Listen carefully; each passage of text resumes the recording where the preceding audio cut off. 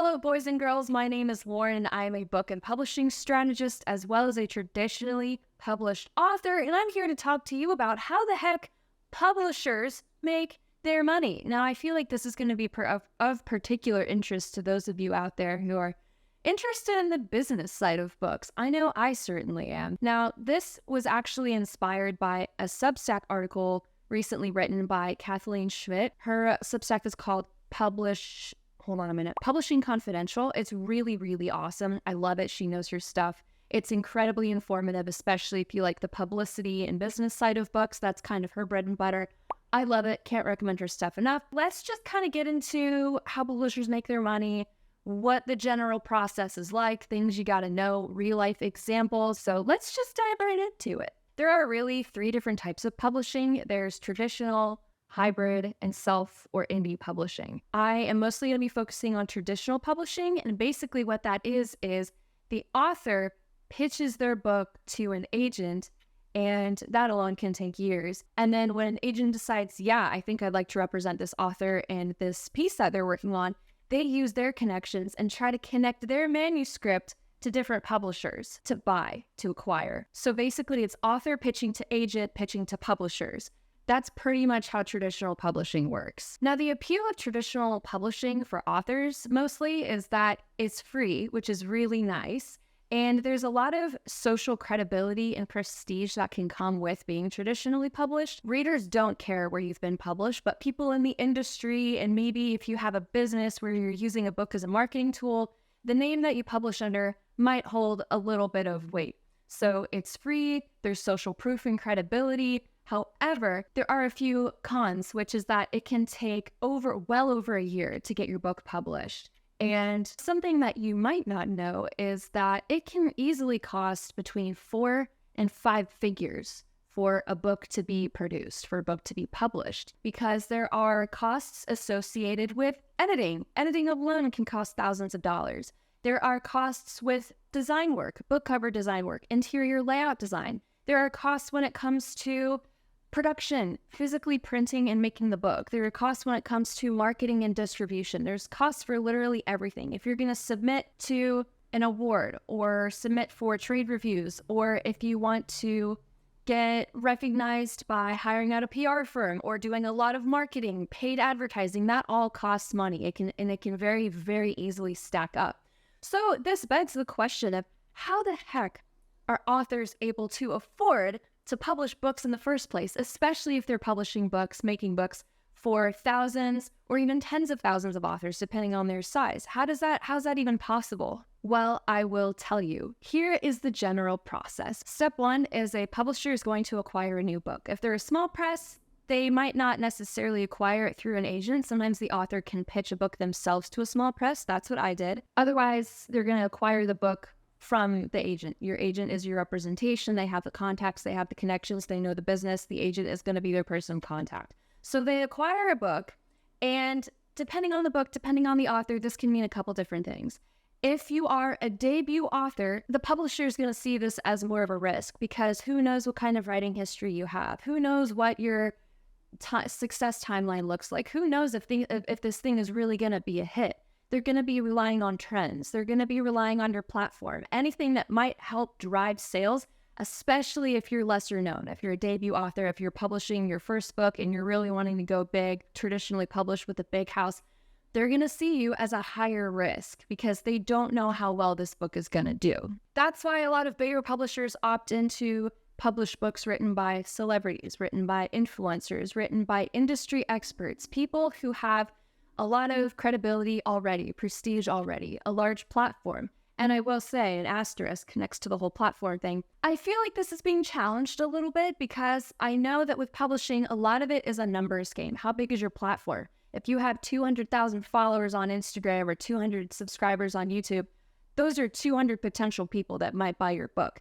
But I feel like what's kind of coming into play now is, what is the engagement like? You can easily buy followers on Instagram. You can have 200,000 followers on Instagram, but how many of those are bought? How many of those actually engage with your content? You can tell if someone's bought subscribers because they'll have a large following, but maybe their posts only get 50 likes on average. So I'm going to challenge that a little bit by saying, yes, they look at the size of your platform, but I would also say that the engagement, in my opinion, if I were my own publisher, I would care more about the engagement than the numbers necessarily. Number two, when they decide that they're going to take on your book, meaning that they're going to publish it under their name and imprint, whatever, they might offer you an advance. Now, the size of the advance depends. I've actually made a video on this super recently. It's called How Authors Make Their Money, and I talk about advances and royalties and how that works, so feel free to check that out if you'd like. Basically, the point of an advance is that is how much value the publisher is assigning your book, meaning if they give you a $10,000 advance, that means that they're expecting to make that much in sales with your book. And the point of an advance is to earn it out. But the catch here is that generally, publishers expect authors to do selling of their own. Ideally, they would be able to sell thousands of books with just their platform. And then number three, your book is going to get published. And when your book is published, it's brand new, right? Which means it's a front list title.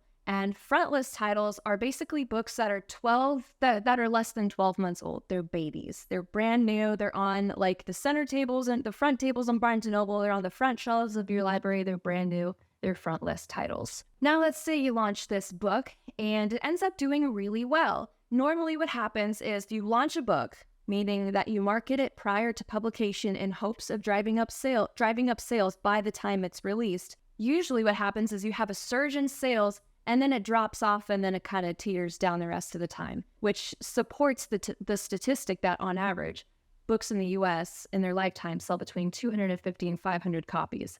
That is not nearly enough if you're going to be traditionally publishing, especially with a bigger publishing house. But let's just say that you launch your book, it has a spike in sales, but it continues to do really well for whatever reason. Maybe it's marketing, maybe it's trends, maybe you get a big shout out on Book Talk, maybe you leverage your own platform, your own connections. I don't know. For whatever reason, your book is doing really, really well, let's say. In fact, your book is doing so well that you earn out your advance, meaning that you've made, let's say, $10,000 worth of sales, in which case you're entitled to royalty checks, which is basically at most a 10% cut of the book sales profits that come in. Part of the risk with publishing new books is that you don't really know how it's going to do. It really kind of is a long game. You're going to have a surge in sales, but is that like a false peak kind of thing? Is it going to keep going up? Is it going to plateau? Is it going to teeter off? What's going to happen? But let's say you earn out your advance, you're entitled to your royalties, and your book is just continuing to do really well.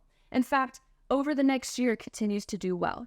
And after the 12-month point, when your book is a year or older, that's when it switches to a backlist title.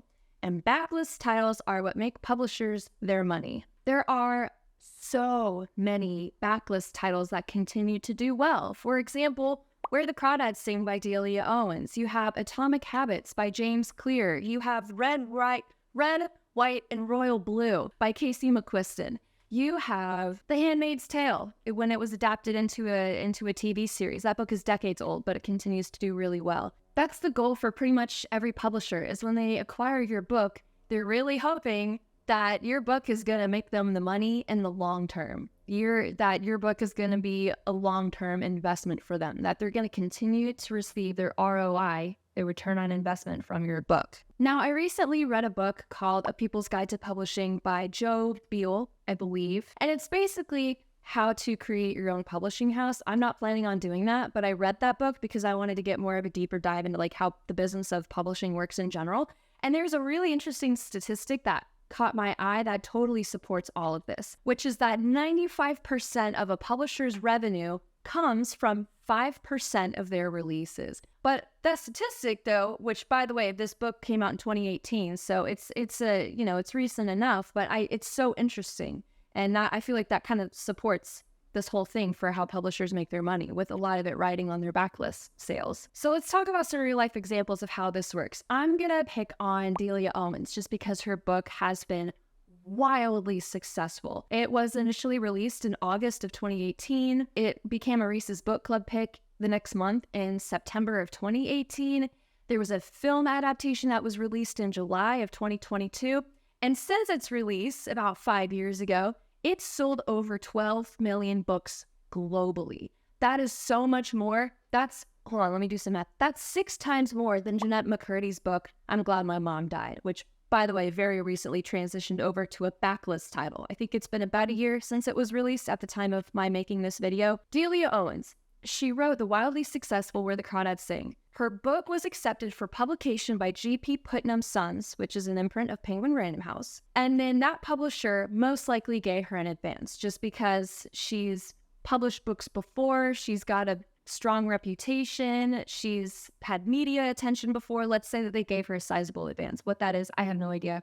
That information is not publicly disclosed. Putnam initially ran a print run of 28,000 copies, which is pretty sizable. That's pretty good. Her book was released in August of 2018 with 28,000 copies printed and stored in warehouses. The next month, Reese Witherspoon picked it for her book club pick in September, and these things are planned well in advance. I have no idea what the mechanics of that look like behind closed doors. I don't even think that information is available.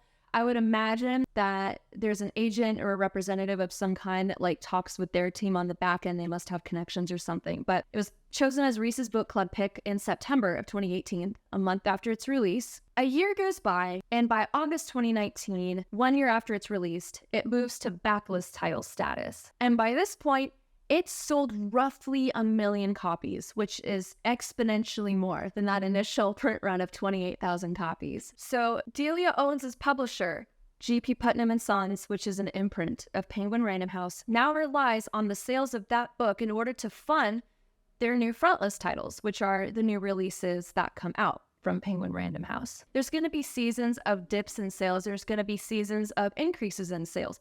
Currently, the first half of 2023 has seen a decline in sales. There's a couple different reasons for that. Some people just aren't prioritizing books. We're moving out of the pandemic, but these sales are still a lot higher than they were pre-pandemic, if that makes any sense. And I don't want to get off track here, but that's just to say that this is very much like a collaborative thing. When you invest in a lot of different titles that continue to do well on the back end, just because one fails doesn't mean that the publishing house is done for. It just means that other backlist title sales are going to continue to fund the frontlist ones. So here are my final thoughts. The first one is that, like anything, books are a business. Books are amazing. Books are great. I love books. I love talking about books, but there's going to be money somewhere. And that can make some people uncomfortable. But if you want to continue to read the books that you love, explore new titles, publishing houses are going to have to make money one way or another, and it's often through their backlist titles. Now, with that all being said, I have a couple recommendations for you if you want to learn more about this kind of stuff. The first one is to check out A People's Guide to Publishing by Joe Beal. Like I said, I'm not planning on making a publishing house. I just picked up the book to learn more about the details and the nitty-gritty parts of publishing as a business. So if that interests you and you want to go down the rabbit hole, I would say that that's a great place to start. They're also a small press based in Portland, so I'm more than happy to give them a shout out and support small presses. And then the other one is to consider checking out my more recent video called How Authors Make Their Money, if you haven't seen that yet, and that talks more specifically about advances and royalties. If you'd like to get more information more frequently on the business of books, what to know about publishing, what to know if you want to be an author, I would say to check out my Substack at lauren.substack.com, where I write a bunch of articles about very similar titles. They're just as in-depth. The only difference is they're written down. And you can also find me on Instagram. My handle is at Lauren Erickson, but my last name is a 0 because someone took the regular one. Anyway, that's all I have for you. Enjoy your day, learn a thing or two about publishing, and I'll catch you next time. Bye.